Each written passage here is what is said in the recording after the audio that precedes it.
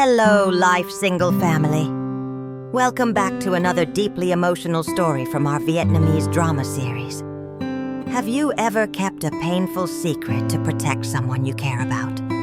Have you ever chosen silence over justice because the truth would hurt too many people? What would you do if revealing your suffering meant destroying someone else's peace? Today's episode explores one of the most heartbreaking secrets in Huyen's life. A truth so devastating that if Maya's grandfather ever discovered it, his entire world would collapse while he desperately tries to rebuild his relationship with his granddaughter. He has no idea that his own wife once threw Huyen and baby Maya out into the rain, forcing them to survive on the streets without food or shelter. This is a story about the cruelty of family, the strength to survive, and the courage to forgive in silence. It's about protecting those who would be destroyed by the truth, even when they don't deserve that protection. If this story touches your heart, please subscribe to Life Single Review and turn on notifications. Now let's discover the secret that changes everything. The evening after Maya's grandfather left, Huyen sat alone in her small garden. Maya slept peacefully inside, exhausted from a day of playing and slowly warming up to the grandfather she barely knew. Day had gone to check on the chickens, leaving Huyen with her thoughts and the heavy memories that always surfaced whenever the old man visited. She watched the spot where he had sat just hours earlier, his weathered face so full of love and longing for Maya. He was a good man. She had always known that. Kind, patient, genuinely devoted to his granddaughter. If only he knew the whole truth.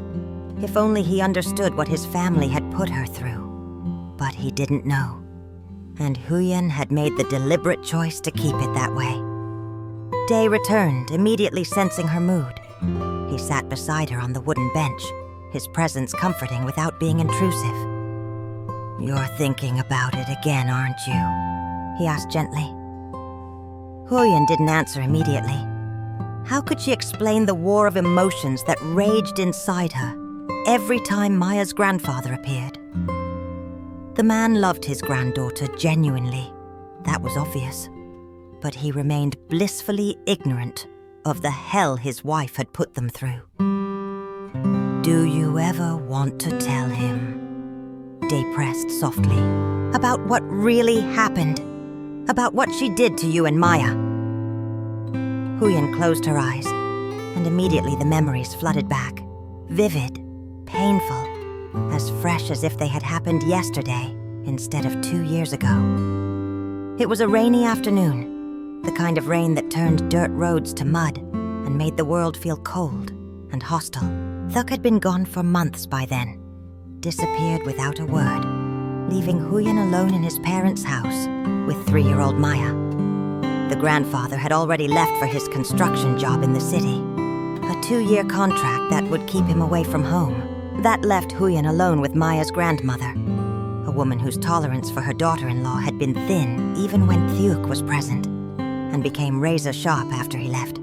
At first, the grandmother simply ignored them. Cold shoulders, curt responses, deliberate exclusion from meals. Huyen endured it all silently, doing extra chores, trying to make herself useful, anything to justify her continued presence in the house. She had nowhere else to go, no family of her own to take her in, and Maya needed a roof over her head. But tolerance, however thin, eventually runs out. Huyen remembered the exact moment when everything shattered. Maya had been sick for 3 days, a high fever that wouldn't break, a cough that kept her up all night crying. Huyen had used the last of her small savings to buy medicine, but it wasn't helping. Maya needed to see a doctor, needed proper medication, but Huyen had no money left. She had approached her mother-in-law that afternoon with trembling hands and desperate hope. "Mother, please, Maya needs medicine. Could you lend me some money? I'll pay you back, I promise. I'll work extra. I'll do anything. But please, she's so sick." The grandmother had looked up from her sewing with eyes like ice. "Your child, your problem," I'm not a bank for useless daughters-in-law. Huyen had dropped to her knees, begging. Please, she's burning up with fever. She's your granddaughter. Please, I'm begging you. That's when the dam broke. The grandmother's face had twisted with years of suppressed contempt and anger. My granddaughter! She's the reason my son left. You couldn't even give him a boy, just another useless girl. And now you want me to waste money on her? The words had cut deep, but Huyen would have endured them if it meant Maya got help. She stayed on her knees, tears streaming down her face. Please, she's just a child. Get out! The grandmother's scream had echoed through the small house. Get out of my house. Take that girl and leave. You're not my family anymore. You're nothing but leeches, both of you. But where will we go? It's raining. Maya is sick. I don't care. Out now, before I throw your things into the mud myself. Huyen remembered frantically gathering their belongings. A few changes of clothes. Maya's favorite stuffed toy. A blanket. The grandmother stood in the doorway, arms crossed, watching with cold satisfaction as Huyen struggled to pack while holding her feverish, crying daughter. Mama, where are we going? I'm cold. I'm scared. Maya's weak voice had broken Huyen's heart into a million pieces. We're going on an adventure, sweetheart, Huyen had whispered, trying to keep her voice steady even as tears poured down her face. Just you and Mama. It'll be okay. I promise. But it wasn't okay. Nothing about that night was okay. The rain came down in sheets, soaking them within minutes. Huyen had wrapped Maya in the blanket and held her inside her jacket, trying desperately to keep her daughter dry and warm. But it was useless. They were both drenched, shivering, Maya's fever making her delirious. They walked for hours, Huyen knocking on doors of neighbors, distant acquaintances, anyone who might offer shelter. Most turned them away, some gently apologetic, others annoyed at being bothered. One woman had given them a piece of bread and some words of sympathy before closing her door against the rain. Finally, near midnight, Huyen found shelter under the overhang of an old church. It kept off the worst of the rain, but the concrete was cold and hard. She took off her own wet jacket and wrapped it around Maya, then held her daughter against her chest, trying to share what little body heat she had left. Maya cried most of that night, from fever, from cold, from fear and confusion. I want to go home, Mama. Please. I want my bed. I know, baby. I know. Just sleep now. Mama's here. Mama's always here. Huyen had rocked her gently, singing soft lullabies through chattering teeth, her own tears mixing with the rain still dripping from her hair. That was the first night. The nightmare lasted weeks. During the day, Huyen would carry Maya around the town, looking for any kind of work. She washed clothes, cleaned houses, hauled water, any task that someone would pay her a few thousand dong to do. At night, they slept wherever they could find shelter. Park benches, bus stops, temple courtyards, abandoned market stalls. Maya's fever worsened before it got better, without proper medicine, without adequate food. The little girl's body struggled to fight the illness. Huyen spent hours begging at the community health clinic until a kind nurse finally examined Maya for free and gave them some basic medicine. Food was scarce. Most days they ate whatever Huyen could afford. A single bowl of rice porridge split between them. Day-old bread from a sympathetic baker. Fruit that was too bruised to sell. Huyen often went hungry herself, giving her portion to Maya, telling her daughter she had already eaten. People stared at them, a young woman and a small child dirty and disheveled, clearly homeless. Some offered help, a meal here, a few coins there, a night's shelter in a storage room. Others looked at them with disgust or pity, which somehow felt worse than outright hostility. Through it all, Maya would ask the same heartbreaking question. "When can we go home, Mama?" And Huyen would answer with the same gentle lie. "Soon, sweetheart. Very soon." But she had no idea when soon would come, or if home even existed anymore. The turning point came when Huyen met an elderly woman who ran a small vegetable garden on the outskirts of town. The woman needed help with harvesting and offered Huyen steady work in exchange for a tiny room behind the garden shed. It wasn't much, barely larger than a closet, with a leaky roof and dirt floor. But it was shelter. It was theirs. From that humble beginning, Huyen slowly rebuilt. She worked every available hour, saved every possible dong, and eventually managed to rent the small plot where she now lived. She planted vegetables, raised chickens, took on whatever work came her way. Slowly, painfully, she created a life for herself and Maya. But the scars remained. The memories of those weeks haunted her dreams. And every time Maya's grandfather visited, those memories surged back with terrible clarity. Sitting in her garden, Huyen finally answered Day's question. "No," she said quietly. "I won't tell him. I can't." Day looked at her with confusion and concern. "But why? He deserves to know what his wife did. If he knew the truth, he would what?" Huyen interrupted gently. "Be devastated. Turn against his wife of over 40 years? Tear apart his family in his old age? How does that help anyone?" She turned to face Day, her eyes clear despite the pain in her voice. "Think about what it would do to him. He's a good man, Day. He genuinely loves Maya. He's trying so hard to build a relationship with her. But if I tell him what happened, if I tell him that while he was away working, his wife threw his granddaughter out into the rain when she was sick and feverish." Huyen paused, imagining the scene. "It would destroy him. Not just because of what Maya and I suffered, but because it would shatter his entire understanding of the woman he married. He's lived with her for decades, trusted her, loved her. To discover she's capable of such cruelty, especially toward her own grandchild, would poison everything he thought he knew about his life."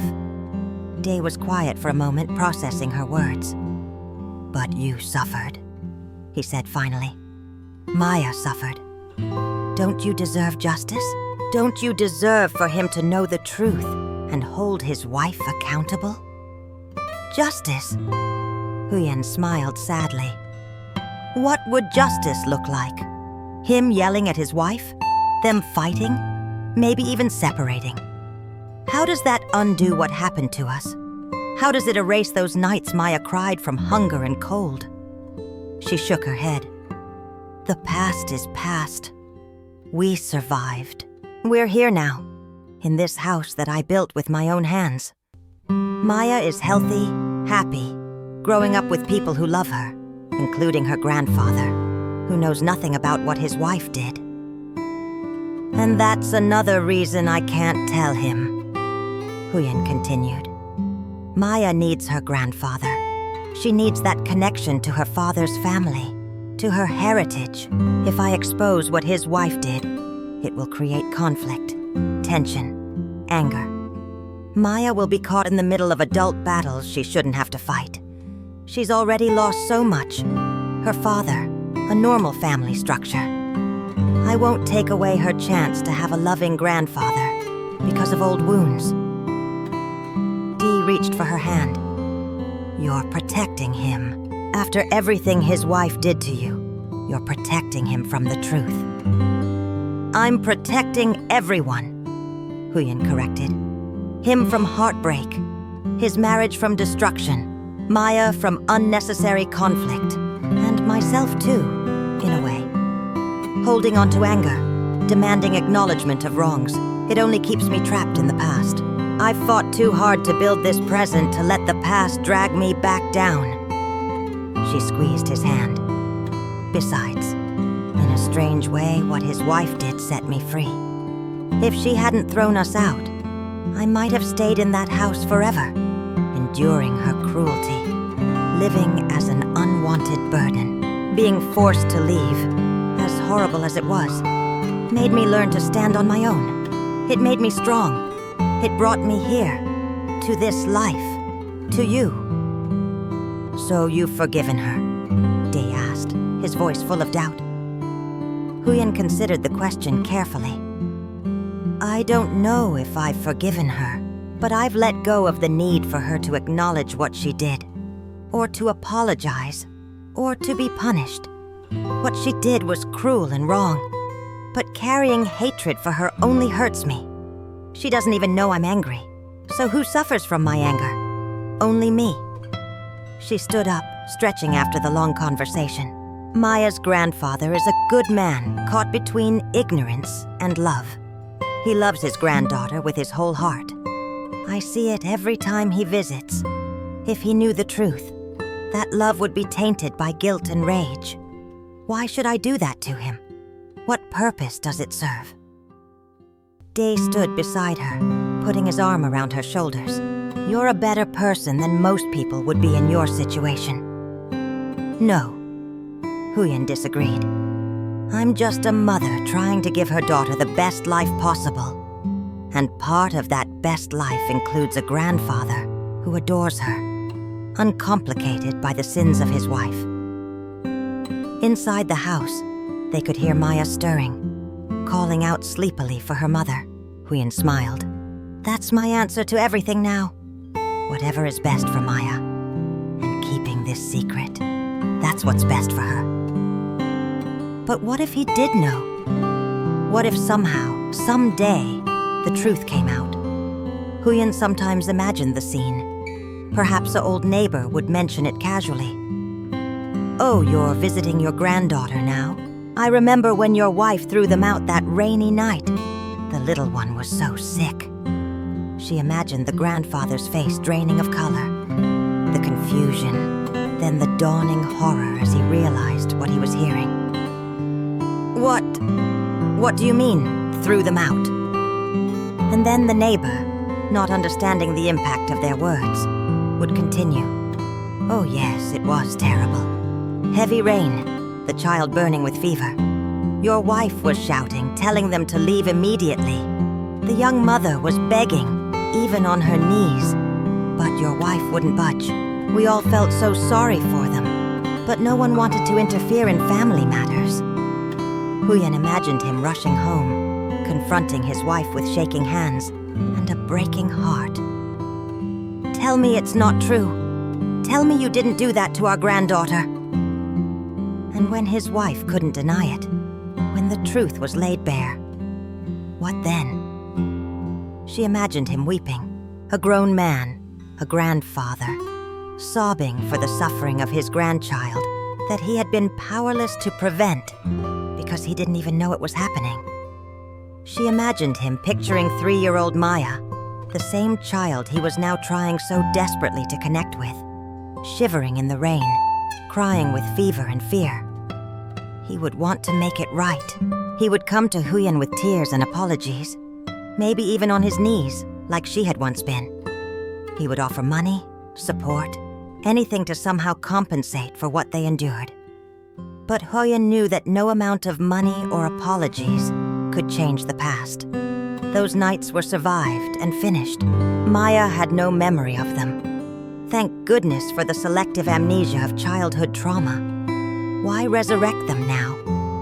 And the damage to the grandfather would be permanent. He would never look at his wife the same way. Every moment of their long marriage would be re-examined through this new, terrible lens. What else is she capable of? What else don't I know? How could I have lived with someone who could be so cruel? His peace would be shattered. His twilight years would be poisoned by betrayal and guilt. And for what? The past couldn't be changed. Maya and Huyen had survived and thrived without his intervention. No. Better that he never knows. Better that he continues to love Maya with uncomplicated joy, unburdened by the knowledge of what she once suffered at his wife's hands. This untold secret reveals one of life's most painful paradoxes. Sometimes protecting people from the truth is an act of profound love. If Maya's grandfather knew what his wife had done, it would devastate him completely. His love for his granddaughter would remain, but it would forever be shadowed by guilt, rage, and the destruction of his marriage. Huyen's choice to remain silent is not weakness, but extraordinary strength. She understands that revealing past suffering would create present pain for everyone involved. The grandfather would be destroyed by both his grandchild's ordeal and his wife's betrayal. Maya would be caught in adult conflicts she shouldn't have to navigate, and the family healing that's slowly beginning would be shattered before it could fully take root. Some secrets are kept not to protect the guilty, but to shield the innocent from unbearable truths. Huyen has survived, rebuilt, and moved forward. Her silence is not about letting wrongs go unpunished. It's about choosing peace over justice, healing over revenge, and her daughter's future over her own past pain. What would you do in Huyen's position? Share your thoughts in the comments. Subscribe to Life Single Review for more emotional Vietnamese family stories. Thank you for watching.